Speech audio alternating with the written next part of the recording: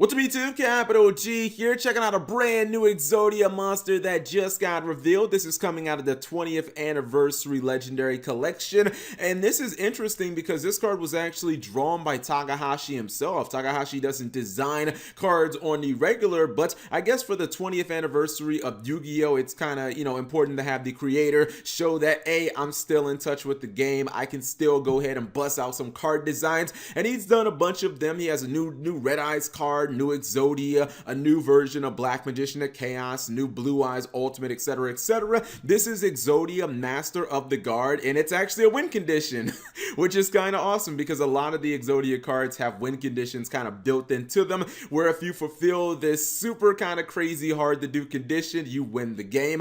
This is a level 10 Dark Spellcaster effect monster.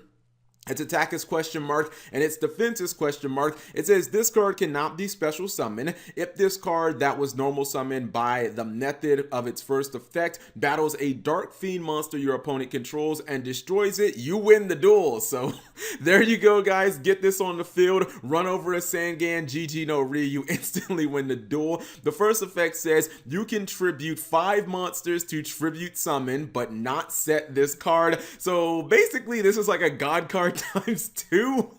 I mean, people thought it was difficult to get the god cards out because they required 3 tributes. This guy requires 5 tributes. Second effect says this card's attack and defense are equal to the total original attack and defense of the monsters tributed for this card's normal summon. All right, so obviously, this card requires a super duper investment. I would have liked to seen some level of protection on this guy, because imagine if you invest 5 cards to summon it, only to have your opponent flip over an impermanence or effect veiler it. Not only do you now have 0 stats, but then you also can't get the win condition effect, so that would just be really unfortunate. Now, when it comes to getting that effect off of winning the duel, I think Konami kind of screwed this card over by making it have to destroy a monster that your opponent owns. Some people were already saying, Cap G, it's easy. All you got to do is give your opponent a Radion and then run over the Radion. Guys, that does not work. Your opponent must own the card. That means it has to be your opponent's original card. Some people were saying you could do something like Lair of Darkness and it would maybe force your opponent to have like a fiend monster on the field.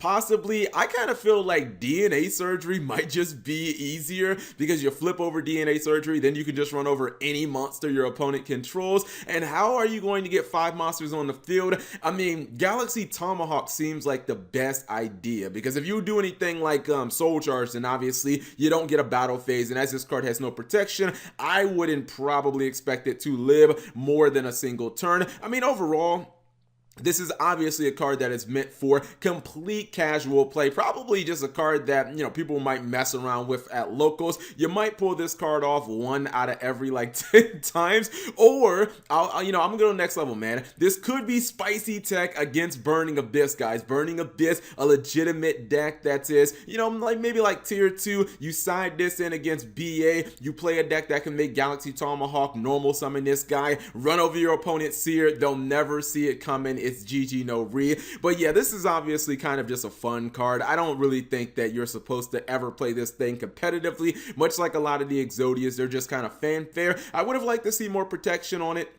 And I think that it really shouldn't have had to run over a Dark Fiend monster. I just feel like it should have just had to run over a monster in battle, because you're giving up 5 monsters to summon it. But it's still really cool artwork, and of course, I will talk about the other cards that were revealed in other videos. I just don't want to cram all of them into one video. Anyways, whatever you guys think of the brand new Exodia Master of the Guard, leave it in the comment section below. Thank you guys for watching. As always, subscribe if you have not already, and turn on that notification bell for daily videos.